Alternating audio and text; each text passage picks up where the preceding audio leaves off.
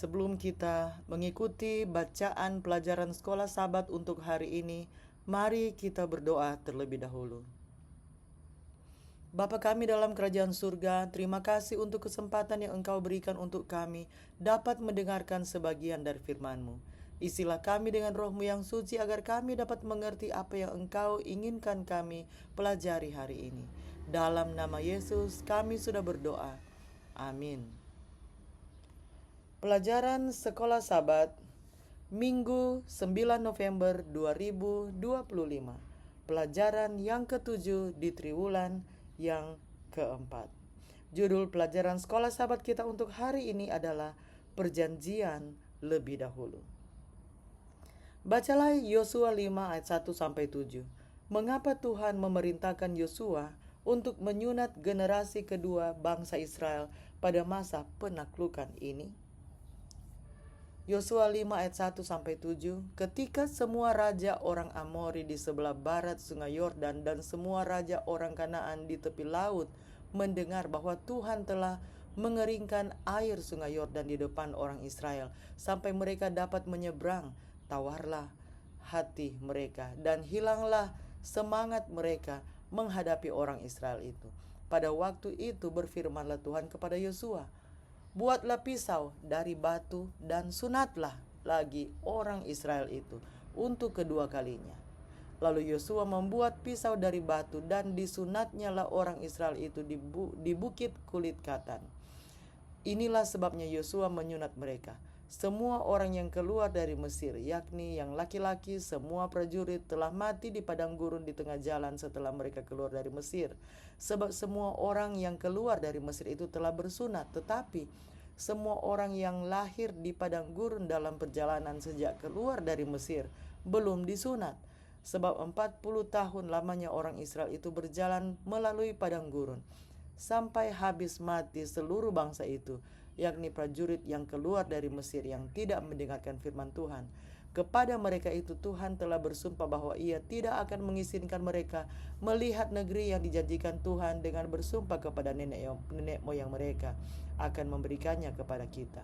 Suatu negeri yang berlimpah-limpah susu dan madunya, tetapi anak-anak mereka yang telah dijadikannya ganti mereka. Mereka itulah yang disunat Yosua, sebab mereka belum bersunat karena mereka tidak disunat dalam perjalanan. Setelah penjelajahan negeri itu, laporan yang menggembirakan dari para mata-mata dan penyeberangan sungai Yordan yang ajaib, kita akan mengharapkan keterlibatan langsung dengan musuh. Namun ada hal yang lebih penting daripada penaklukan militer, perjanjian Israel dengan Allah. Sebelum generasi baru dapat mengambil negeri itu, mereka harus sepenuhnya menyadari hubungan khusus mereka dengan pemilik negeri itu. Pembaruan tanda perjanjian datang sebagai respons terhadap tindakan Allah yang penuh kasih karunia dan mujizat dalam membawa Israel menyeberangi sungai Yordan dengan selamat.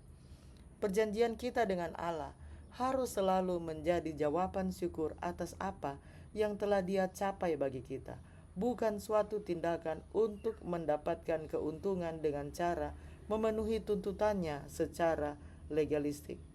Konsep yang sama tidak diragukan lagi, sangat penting dalam pergumulan Paulus dengan orang-orang yang bersikeras bahwa orang yang baru bertobat dari agama lain harus disunat, seperti yang terlihat dengan jelas dalam suratnya kepada jemaat di Galatia.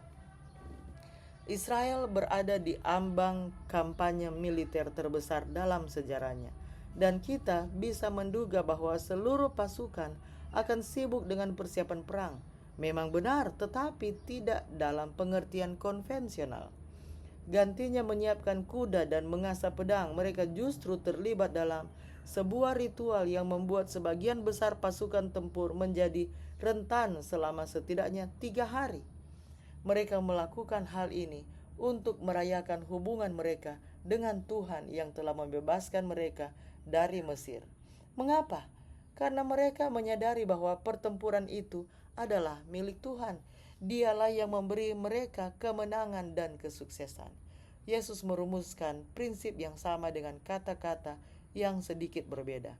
Tetapi carilah dahulu kerajaan Allah dan kebenarannya, maka semuanya itu akan ditambahkan kepadamu. Matius 6 ayat 33. Seringkali kehidupan sehari-hari tampaknya menekan kita dengan urgensi dari begitu banyak hal penting sehingga kita lupa untuk memprioritaskan hal yang penting dalam hidup kita. Pembaruan komitmen kita kepada Kristus setiap hari. Pikirkanlah saat-saat ketika Anda mengabaikan waktu bersama Tuhan karena hal-hal yang tampaknya lebih penting. Mengapa hal ini begitu mudah dilakukan dan bagaimanakah kita dapat melawannya? Mari kita ikuti lanjutan lagu tadi sebelum saya tutup dalam doa.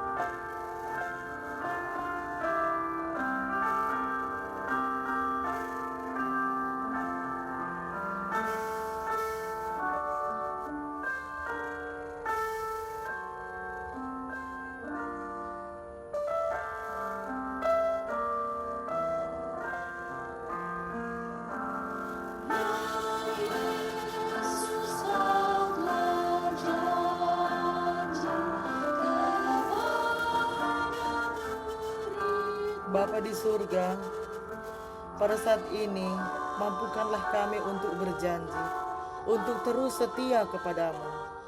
Mampukanlah kami ya Tuhan untuk berjanji untuk menyisihkan waktu setiap hari, walaupun begitu banyak kesibukan yang kami hadapi setiap hari. Mampukanlah kami memprioritaskan Engkau dalam kehidupan kami, menyisihkan waktu untuk berhubungan dengan Engkau dan belajar lebih banyak tentang Engkau. Kasih-Mu kiranya terus bersama-sama dengan kami ya Tuhan. Kiranya Engkau menjadi sahabat kami yang tetap. Di dalam nama Yesus kami sudah berdoa. Amin.